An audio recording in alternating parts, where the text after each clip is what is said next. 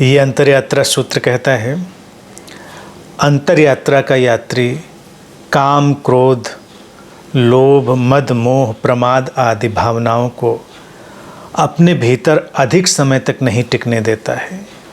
इन भावनाओं के उठते ही वो सजग हो जाता है और उन्हें उठता हुआ और विसर्जित होता हुआ देखता है।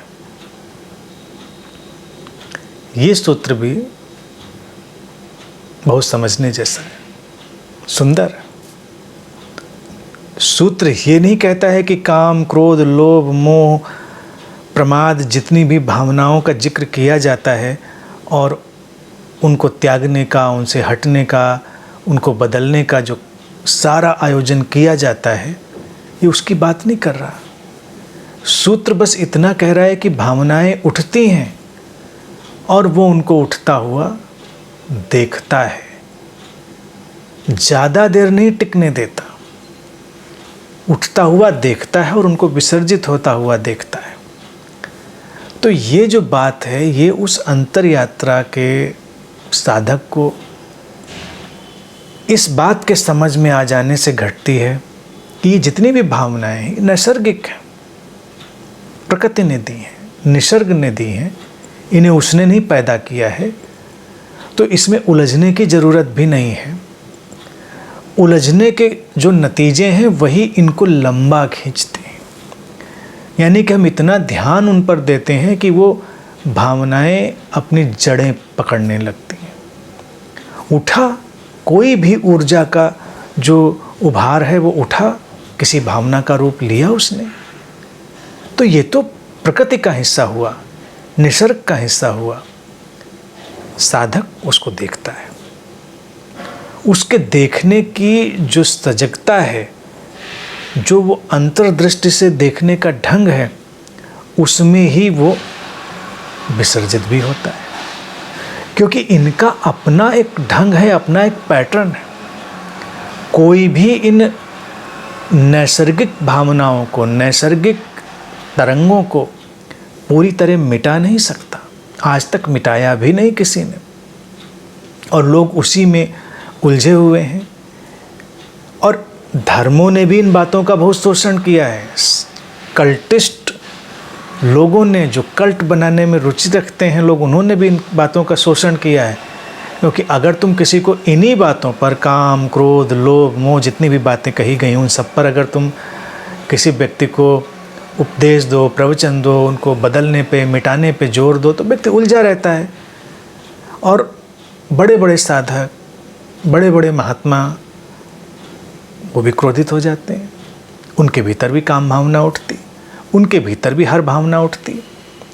लेकिन इसका जो रहस्य है वो समझना पड़ेगा, क्योंकि ये भावनाएं प्रकृति का हिस्सा हैं और प्रत्येक व्यक्ति में एक ही तरह से नहीं उठती, सब में अलग अलग हो सकती हैं, और व्यक्ति उनको अपने अलग अलग ढंग से समाधान भी करता है।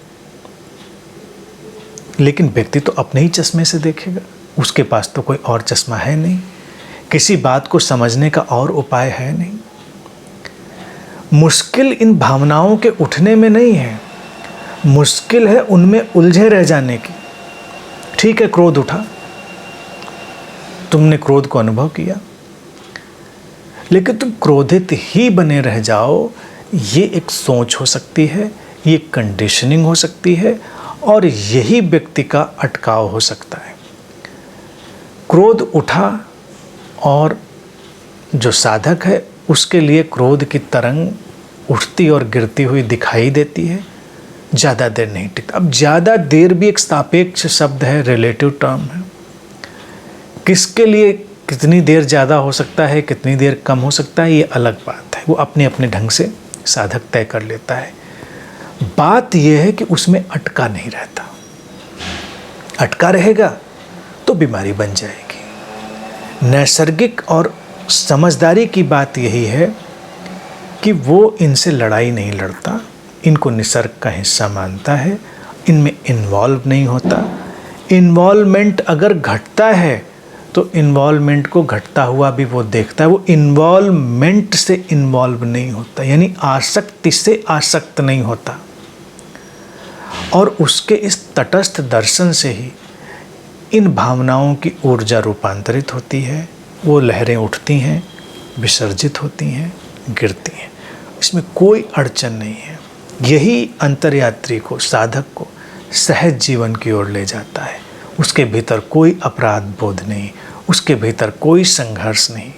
वो इन भावनाओं के उठ जाने से विचलित भी नहीं होता। उठा, होगा प्रकृति का कोई आयोजन, होगा कोई ढंग, लेकिन वो स्वयं चेतन रूप से उनमें उलझता नहीं बस। और जब उलझना बंद कर देता है तो इन भावनाओं की जो आरोपित व्यवस्थाएं हैं वो क्षीण हो जाती हैं और नैसर्गिक जितनी आवश्यक होती हैं उतनी रह जाती हैं। और वो कितनी रहेंगी, कितनी नहीं रहेंगी, ये रहस्य है।